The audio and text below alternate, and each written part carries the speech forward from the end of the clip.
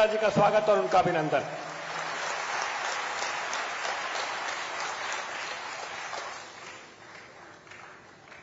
सिंहभूम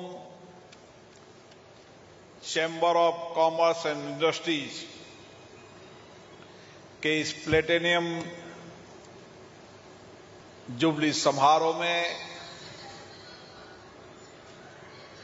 हमारे बीच में भारत के सरकार के रक्षा राज्य मंत्री श्री संजय सेठ जी, इस राज्य के पूर्व मुख्यमंत्री, पूर्व केंद्रीय मंत्री, जिनको कई विषयों का ज्ञान है, श्री अर्जुन मुंडा जी, इस लोकसभा के सदस्य, संसद में मेरे सहयोगी विद्युत चरण महतो जी, इस चैम्बर के अध्यक्ष विजय आनंद मुनका जी, मानव केडिया जी, अभिषेक अग्रवाल जी, अनिल मोदी जी, सभी चैम्बर के पूर्व पदाधिकारीगण और चैम्बर के सभी सदस्यगण, नमस्कार, जोहर।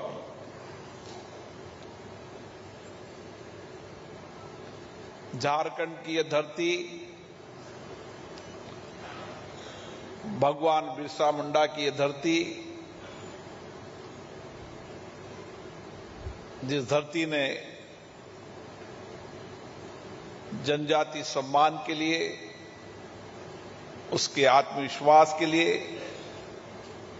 एक लंबी लड़ाई लड़ी और उसी धरती पर जमशेदजी टाटा जैसे दूरदर्शी नेतृत्व ने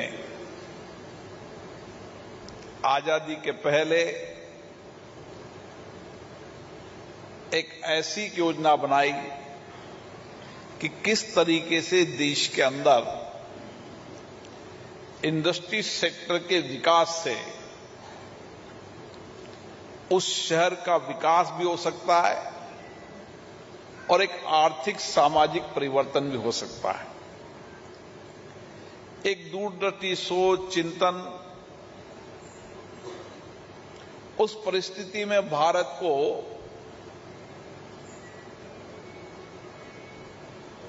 जब हम आजाद नहीं थे, लेकिन देश के कई नेताओं का आजादी के आंदोलन में योगदान रहा, देश के कई नेताओं का इस औद्योगिक सामाजिक विकास में योगदान रहा। उनका एक दूरदृष्टि चिंतन ही था कि इस जंगल के इलाके के अंदर क्या सोच और क्या दृष्टि रही होगी कि उन्होंने एक ऐसा नगर बसा दिया जहां इंडस्ट्रीज भी है, व्यापार भी है, जहां सामाजिक परिवर्तन भी हुआ है, आर्थिक परिवर्तन भी हुआ है और एक व्यवस्थित नगर जिसको देश के अलग अलग लोग देखने आए, हरा भरा भी है, सुंदर भी है, व्यवस्थित भी है, ऐसी दृष्टि से ही भारत पलटा। आज हम सब जमशेदजी टाटा को भी याद करते हैं, जो इस इंडस्ट्री चलाते समय तो नहीं रहे, लेकिन उनके सोच और चिंतन को, उनको सपनों को उन्होंने आगे वाली पीढ़ी को बताने का काम किया और यही एक विचार होता है। और आज ये धरती दुनिया की सबसे बड़ी स्टील धरती के रूप में स्टील मिल के रूप में इसकी पहचान है। लेकिन उसकी पहचान में आपका भी सबसे बड़ा योगदान है। एमएसएमई सेक्टर जिसके योगदान से आज देश आगे बढ़ रहा है, उस सभी सेक्टरों के अंदर 1947 के अंदर इस संस्था का गठन हुआ और इस संस्था के गठन के समय एक विचार आया होगा कि व्यापारी इंडस्ट्री सेक्टर के लोग आपस में बैठें, चर्चा करें, चिंतन करें, विचार करें कि किस तरीके से हमें व्यापारिक उद्योग क्षेत्र के अंदर जो नए नए परिवर्तन आएंगे, जो भविष्य के समय चुनौतियां भी आएगी, उन भविष्य की चुनौतियों, संभावनाओं को मिल बैठकर समाधान करने का प्रयास करें। आज इसी का परिणाम है कि इस 75 वर्ष की यात्रा में, जहां हम दो देश एक साथ आजाद हुए थे, लेकिन इस 75 वर्ष की यात्रा में हमने सामाजिक क्षेत्र में, आर्थिक क्षेत्र के अंदर, तकनीकी क्षेत्र के अंदर और हमारी सीमाओं की क्षमता के अंदर और देश के विकास में जिस मुकाम पर पहुंचे हैं, आज पूरे देश को गर्व है। आज पूरे देश को गर्व है भारत की सेनाओं पर, उनके शौर्य पर, उनके साहस पर कि कोई भी परिस्थिति होगी,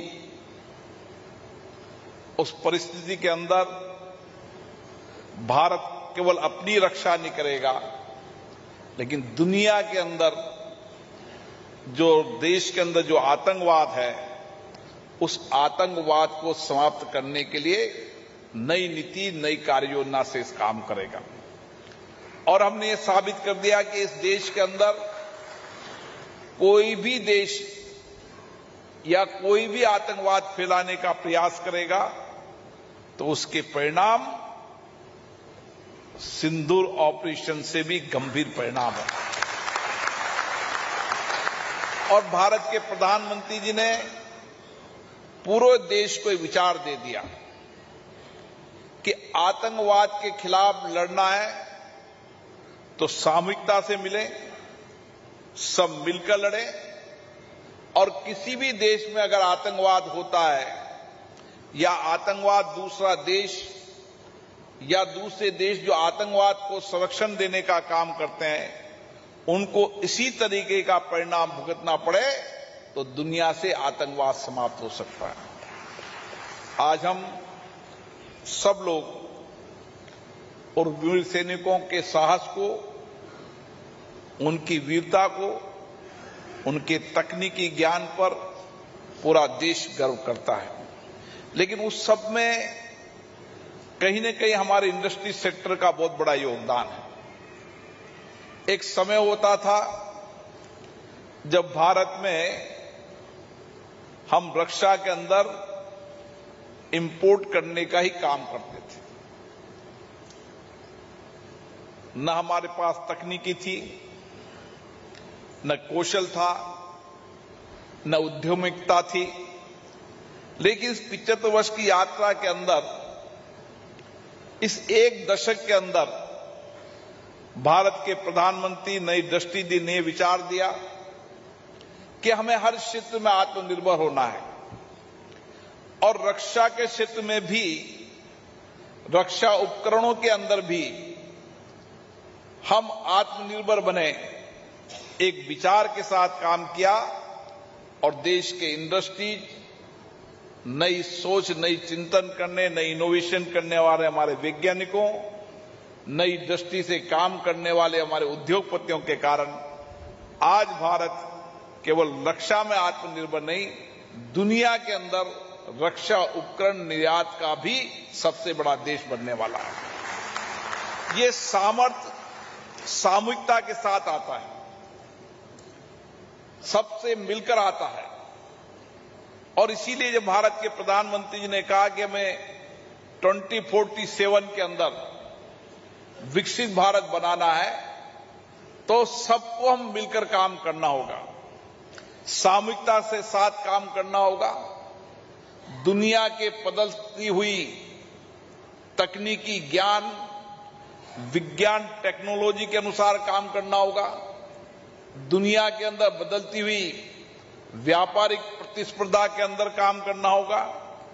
और मुझे खुशी है भारत के उद्योग व्यापार के लोग भी इसी दृष्टि और इसी चिंतन से काम कर रहे हैं। आज जमशेदपुर में आप बैठे हैं, मेरी अध्यक्ष जी से चर्चा हो रही थी कि धीरे धीरे हमें भी एक नया विचार दृष्टिकोण से काम करना होगा, क्योंकि दुनिया के अंदर चाहे इंडस्ट्री हो, चाहे व्यापारिक हो या कौशल हो, हर क्षेत्र के अंदर प्रतिस्पर्धा है। और हमें इस प्रतिस्पर्धा युग के अंदर हमारे पास वह सामर्थ्य है जो दुनिया के पास नहीं है। हमारे पास एक कुशल मानव संसाधन है, हमारे पास बौद्धिक क्षमता, नए इनोवेशन, नए रिसर्च की क्षमता वाले नौजवान हैं। और इसलिए दुनिया के अंदर युवा आबादी कम हो रही है, कौशल और कुशलता के नौजवानों की कमी हो रही है। और भारत कौशल और कुशलता के अंदर लगातार आगे बढ़ रहा है। आज दुनिया के कई बड़े विकसित देशों में आपने देखा होगा कि वहां मानव संसाधन की कमी है। दुनिया के बड़े बड़े देश, जापान हो, रसिया हो, बड़े बड़े देश भारत में आते हैं और उनका मानना है कि बौद्धिक क्षमता में, नए चिंतन में, नए इनोवेशन के अंदर भारत के नौजवानों की क्षमता ज्यादा है। और आज भी मैं आपको बता सकता हूं, दुनिया के जितने भी बड़े देश हैं, उन बड़े देशों के अंदर भी, उस देश के विकास के अंदर भी भारत के नौजवानों का योगदान है।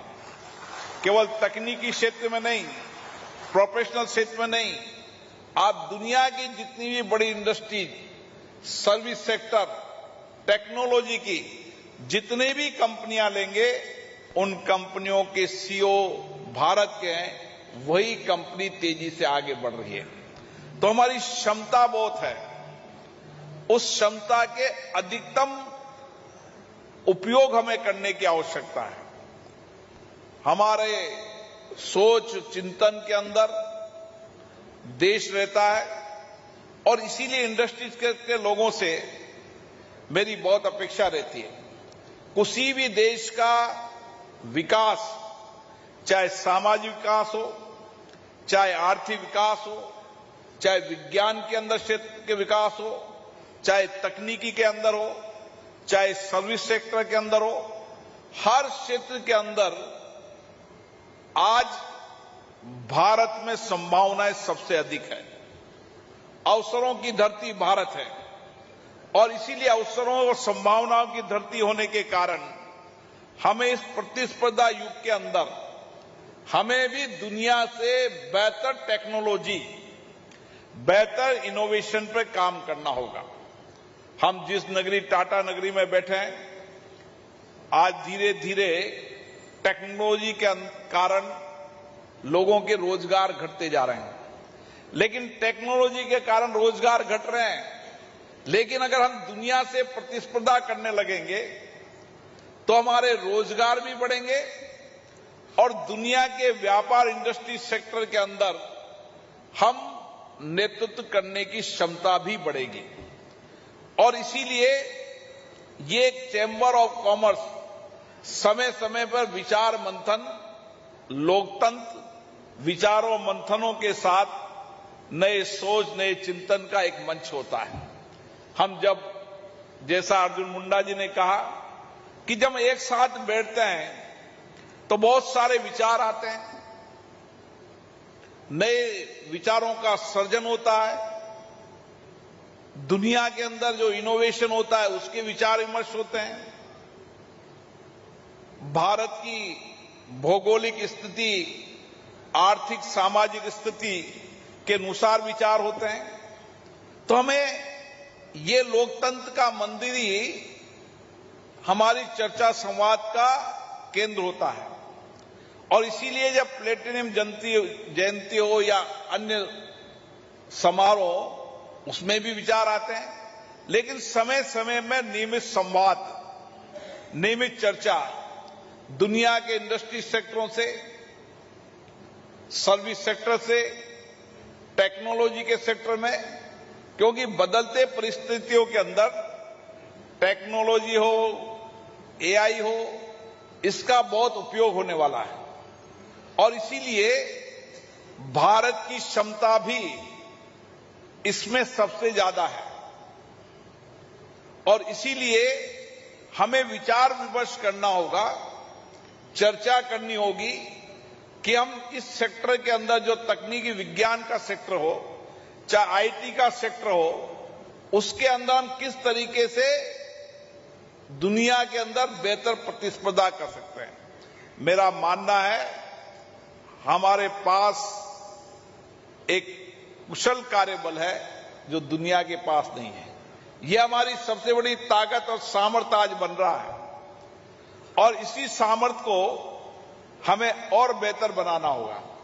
इंडस्ट्री सेक्टर के अंदर हमें नौजवानों को किस तरीके से नया प्रशिक्षण, शिक्षण देने की कार्य योजना बनानी होगी। हमें नौजवानों को, विश्वविद्यालयों को, कॉलेजों को, टेक्निकल कॉलेजों को, इनको आने वाले समय में रिसर्च के सेंटर बनाने होंगे।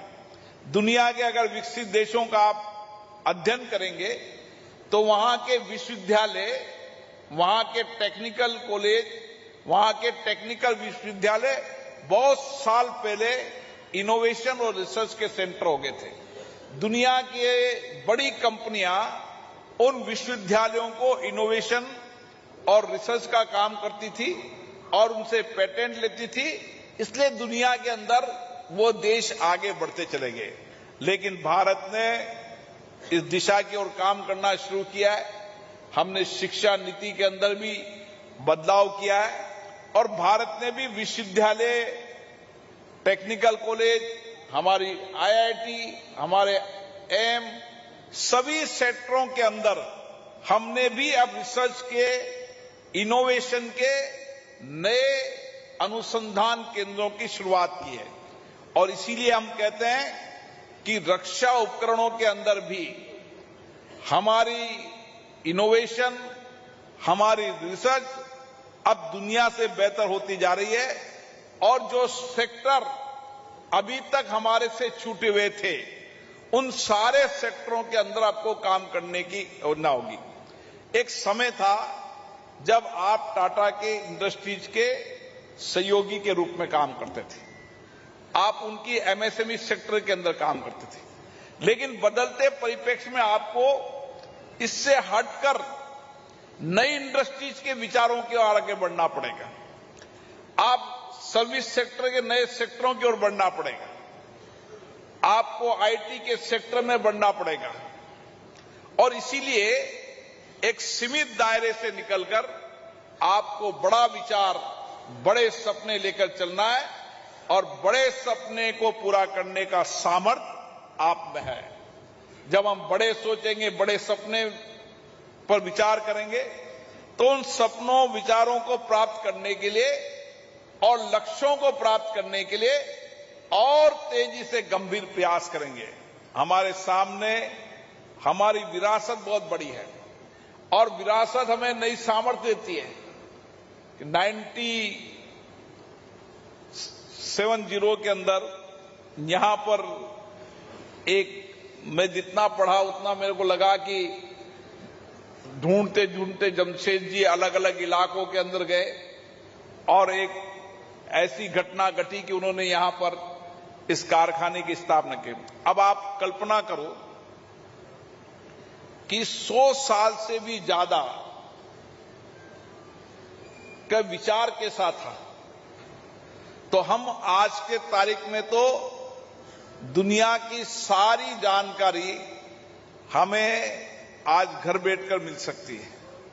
अब आईटी का जमाना, इंफॉर्मेशन टेक्नोलॉजी का जमाना इतना हो गया है कि आपको सारी जानकारी आप खुद यहां घर बैठकर प्राप्त कर सकते हैं।